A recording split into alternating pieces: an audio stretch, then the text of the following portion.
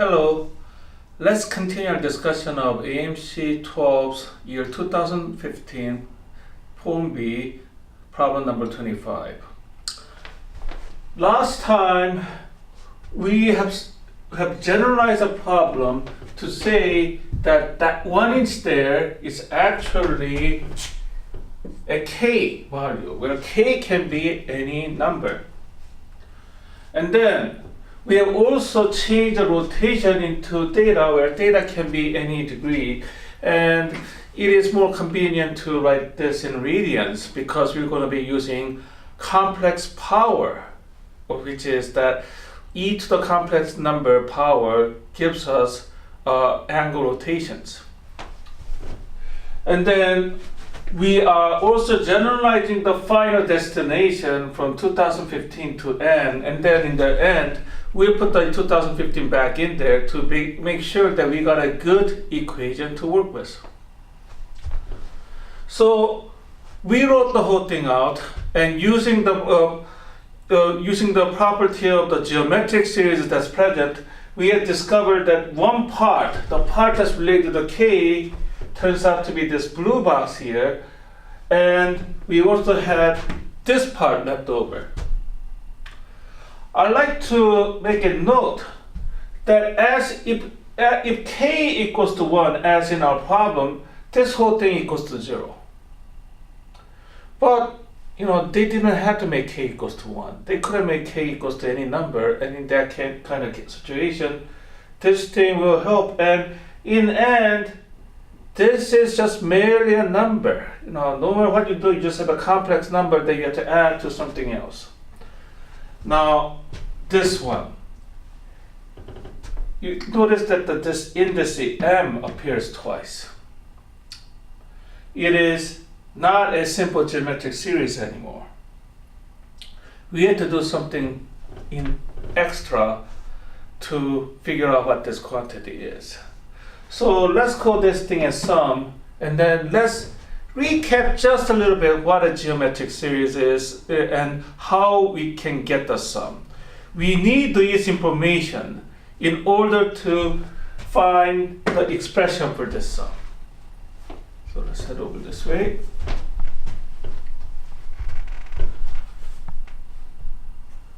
So geometric series is any series that can be written in form of g to the n, which is the first term times r to the n minus 1. Another way to say this is that we start with a number, and then we multiply that number by r every time we go to the next term. Sum of a geometric series can be rewritten as this, and notice I'm just rewriting that geometric series definition, and I deliberately highlight the g1 because this is a crucial value in the geometric series sum, and that sum is equal to g of 1. So the first thing again, times parenthesis 1 minus r to the n. Notice that this n is that n over 1 minus r. Now we might need to generalize this a little bit. So if for some reason, they're actually giving you a series that is r to the n, and actually they can do that. All they have to do is change this 1 to 0, and if that happens, then our geometric series need to be reframed in this way. Because that when n equals 2015, we are actually talking about 2016's term of that geometric series. If you want to still rely on this formula to calculate our sum, then we can just make the transformation by multiplying r to our original equation, and we just have g of 1 r parenthesis 1 minus r to the n over 1 minus r. And if you bring the r over inside, we have g of 1 parenthesis r minus r to the n plus 1. Yeah, I might as well put a parenthesis over that guy. Over 1 minus r. Do make notice of this one. We will need it because there's something about this and the derivative. Yeah, I just wrote how you can calculate the derivative of a quotient, or I just redrive the quotient rule of the differentiation, and I don't think we can do it in this video, but in the one of the future videos, I will show you why this is relevant. Anyway, let's calculate the sum as is.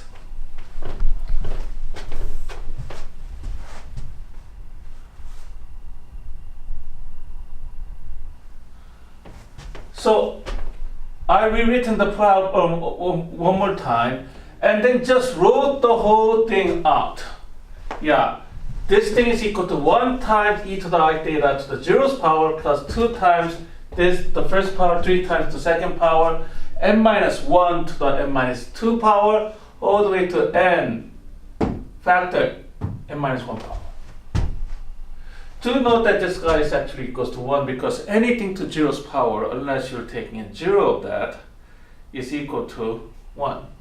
So yeah, I guess we can't let theta be equals to 2 pi, but if you think about a situation, if the theta equals to 2 pi, then we're just always adding to the same direction.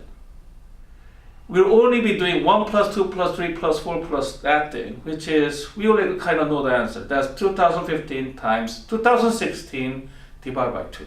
The all familiar arithmetic series sum. So this whole thing is unnecessary. That's theta equals to 2 pi, which is the only exception to this problem. For anything where theta is not 2 pi or coterminal to 2 pi, this is what we can use. Just looking at it, we don't see anything that can help us. But remember how we got the geometric series expression?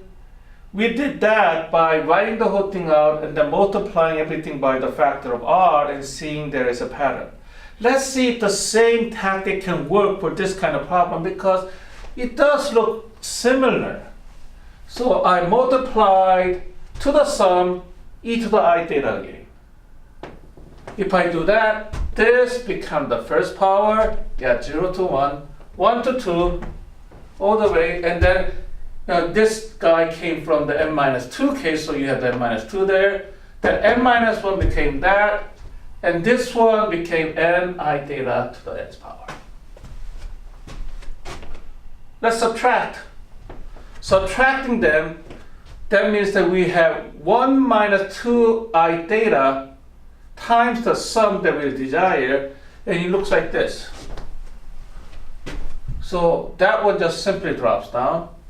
Difference is 1, so I theta. Difference is 1, so I theta squared. 1, 1. Hey, this entire thing looks like our old friend geometric series, with the g of 1 equals to 1. So this whole yellow thing is just simply equals to that. Only thing that's left is this bit, minus n times e to the I theta times. So put them together. Well, that's all I did. I didn't do anything fancy. I thought about doing something fancy, but if this is the only thing we need to worry about, then sure, I would have put this thing in the numerator with this being one simple fraction, but this is not the only thing we have to work with, so I left it like that.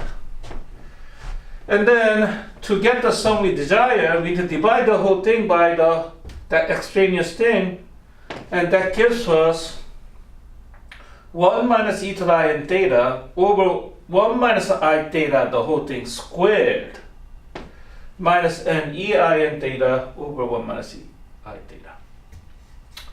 So we got a nice expression for a sum.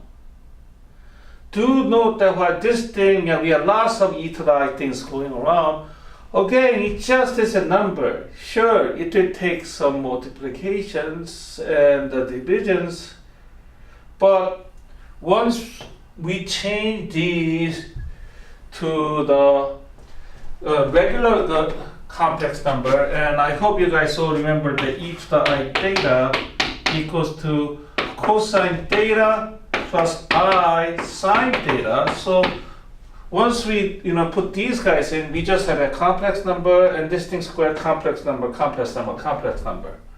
And we can just use what we learned in algebra 2 to do the, make a one complex number from this, one complex number from this, and just do the arithmetics.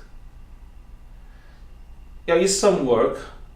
I deliberately generalized that, so it's gonna take work, but it isn't, it's just something that takes time, not something that takes a total change of mindset. So putting this back with what we had before, our P of n equals to this thing minus that, I wrote that one first, and then plus this. If I rewrite it a little bit, I am noticing that everything has a common denominator, and there is a benefit of taking out a common denominator, especially if we need to calculate the magnitude of this guy. So we can come here and rewrite this thing as a common denominator times this thing. So it's these guys and that, and e to the I n theta, e to the I n theta combined, that give us negative k plus n minus 1. Minus n, minus k plus, everything is minus. And then we still have this thing where, because we took that one of it out, we don't have the square, we just have that. This is something that we can use for all kind of case. Now, let's make use of this in the specific case that we got. In our case, k equals to 1. Notice what happens. 1 minus 1, that goes away. 1 minus 1, that goes away, leaving us only the n. Theta is pi over 6, because 30 degrees in radians here is pi over 6. And n, their request number was 2015, because it was a test from 2015. So if you put it in, our P of 2015 equals to 1 over 1 minus e to the I pi over 6 times this bracket where we got this. 2015, that. So we need to work with this, and I think it is probably better that we stop here and then we discuss the actual numbers. We actually use the Euler identities. Well, we actually use the complex power over E to get the real numbers to see where our P 2015 really is. So until next time.